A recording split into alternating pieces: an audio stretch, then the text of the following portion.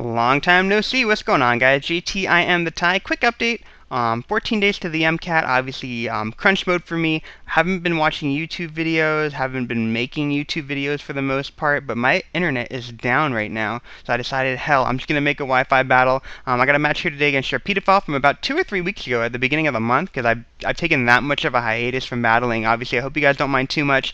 But I kind of have my priorities in a different order in my head right now. But anyway, I really wanted to use Star Raptor named Tony Hawk. I really wanted to play Tony Hawk Pro Skater 2 music in the background. So there you go. Let's get the match started. He's got a 4E, I got a Star Raptor. Obviously, I don't want to go for the close combat, just in case he stays in and gyro balls me, because then I just get one-hit KO'd. I'd lose my Star Raptor. So I'm going to go out into Katy Perry. If I get fireworks stuck in your head, then that's really, really funny, by the way.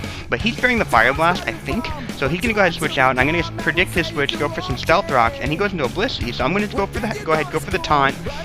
Okay, I know I'm faster than a standard Blissey, and he can go for the hidden power of some sort. Seismic Toss would be like a 4 or a 5 hit KO factoring in lefties, so I know I can win that matchup. So I'm going to go ahead and switch, and he actually switches out into a Dragonite as I switch into a Rachi. Now, I'm not a choice Garf Rachi, so I'm going to be forced to switch. I don't want him to get up a dance as well, but I think he's predicting me to go for an Ice Punch. I think he might be a bulky Dragonite, which is the reason why he goes for the Roost right there. But obviously, he's spraying the Ice Beam in this scenario, so he can go ahead and switch out into a Blissey. I'm going to go for the Surf, predicting a switch. If he tries to Dragon Dance in my face, I have Haze for that anyway. And obviously at this point, I got a Blissey out here. He's activated my Marvel Scale, so my Milotic is looking something pretty fierce. Obviously, my Milotic is very, very good in OE, by the way. But anyway, I'm going to switch back out into Katy Perry. I was thinking about switching into Ape, but because I don't have the taunt on him, I don't want him to go for a T-Wave, predicting that just in case. I don't even know if he has T-Wave at that point. But anyway, he switches out into a Pert against a Nidoqueen. Obviously, I don't want to get hit by an Earthquake in that scenario, so I switch out into Shaman. I'm really surprised people don't run Choice Band Swampert more often right now, because Grass types instantaneously switch into Pert normally. But anyway, I had to go for the Seed Flare, predicting the Blissey to come back out because I want to see if I can get the Spadef drop, but I miss. And obviously, I'm predicting him to predict my Nidoqueen to come back in, so I feel like he's not going to go for a T-Wave or something like that. So I switch into Ape, and he goes for a hidden power of Flying, apparently, which is really cool because in combination with Calm Mind, I think that catches Breloom and Ape, and normally they both switch in the moment they see a Calm Mind on the Blissey, so that's a pretty good way to take them out. So kudos to Sharpedophile for a pretty interesting set. I U-turn predicting him to switch, but he predicts me to over-predict, and I was debating going into Star Raptor or Katy Perry, and obviously it worked out pretty nicely because he went for a T-Wave. I was actually worried about the counter, so I was actually thinking about foddering out the Nidoqueen, but that worked out really nicely for me. And obviously he doesn't want to lose his Blissey. I know I can kill him at that range, so I'm going to go ahead and go for the Earthquake.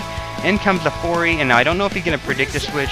Switch out into Dragonite, but I figure, hell, I'm just going to go for the Fire Blast just in case he decides to stay in, and it works out he stays in. Because either he predicted me to over-predict, or he didn't think I had the Fire Blast, so that worked out pretty nicely. In comes a Gengar, though, and obviously Sub-Split. I really can't do anything with this team against a Sub-Split Gengar, so I don't want him to get a Substitute up. I want to be able to kill him, so I'm going to go ahead and go for the Fire Blast just to prevent the Substitute. I missed, but he goes for a Psychic, and I wasn't actually expecting that at all. Now, basically, he doesn't know if that's min or max damage on that, so he's kind of worried that it's not going to be a 2-hit KO. I'm worried that it is going to be a 2-hit KO. So I switched out into Milotic, expecting the second Psychic. In comes a Pert, and obviously that's a pretty nice matchup for me because I can hit him with a Surf. He can hit me with a Stone Edge, and obviously I'm around half health, so I'm going to go for the Recover. And he got a critical hit, so it was a good thing I went for the Recover right there. But thankfully, because of Marvel Scale, I'm a total monster right now, so the Milotic can be a pain in the ass to take down. And that's going to force a switch on his end. I didn't know if he was going to keep on spamming Stone Edges until I tried to attack him, so I just go for the Recover again, just in case, and in comes the Blissey. Now, because I'm not heavily invested in special attack at all, and because it is a Blissey, I'm kind of worried that Surf's not going to KO from that range just because it's a freaking Blissey. So I decided to switch into Nidoqueen just in case he sets up a Calm Mind, and obviously I am faster than that Blissey, so I'm going to go ahead and go for the Earthquake. If he wants to save it, he can, but I don't really care too much because as long as I keep the Blissey away, that's totally fine by me. But anyway, I go for the Earthquake, I get a critical hit, and obviously I'm looking something fierce. Katy Perry is doing a lot more work than I thought she was going to, but in comes a Dragonite.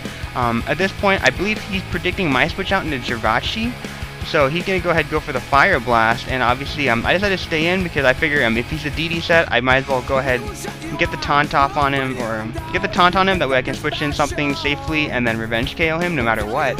And I decided I'm just going to fodder out Katy Perry. I feel like she's kind of done her job. She's done way more than I thought she was going to do. But anyway, he decides to go for a Draco Meteor this time, and I think he probably should have just gone for the second Fire Blast, but obviously kind of easy prediction on my point. He's a -2 on the special attack side, so I'm going to switch into my Shaman, and I'm going to go for the Hidden Power Ice. I don't want to over-predict at that point. Shaman's also very, very fast, so I'm not too worried about over-predicting anyway. And down goes the Dragonite, because I guess he was predicting me to have Hidden Power Fire or something like that. But this Shaman has Hidden Power Ice, so he's switching into Blaziken, and obviously I'm thinking fighting move, fire move, I can definitely take it because of Marble Scale now. I'm going to go into my Milotic, and obviously at this point, I believe I'm just going to go ahead. I'm either going to go for a Recover, I'm just going to go for the Surf. I was debating between the two, but quite frankly, I don't think I need Milotic if I can kill the Blaziken at that point, so that's what I'm going to go for. I'm just going to go for the Surf because I feel like once the Blaziken is gone, I am good to go. So down goes the Blaziken, and at this point, I believe he's going to switch out.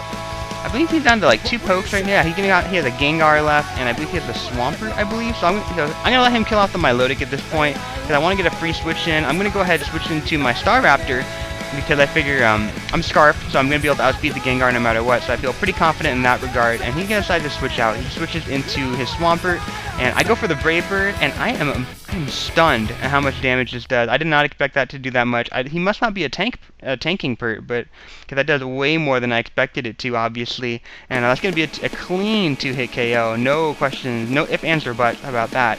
So down goes the thing. He's down to his last guy, into a Gengar. I feel like this is pretty much a good game, but he outspeeds me, and I was like, wait, what the hell? But so apparently he's running a Scarf Gengar, but he's locked in the Psychic, so that gives me a free switch into Rachi, who quad resists the Psychic, and I'm just going to go ahead and finish him off with a Psychic of my own, and that's going to be the game. So obviously I hope you guys enjoyed that video. Really, really fast narration. I just wanted to give you guys something because I haven't given you guys something in a long time. Hope you guys enjoyed that video. Definitely feel free to click the like button if you did. And yeah, that's pretty much it. Catch you guys another time, and wish me luck on the MCAT coming up in like 14 days. Bye.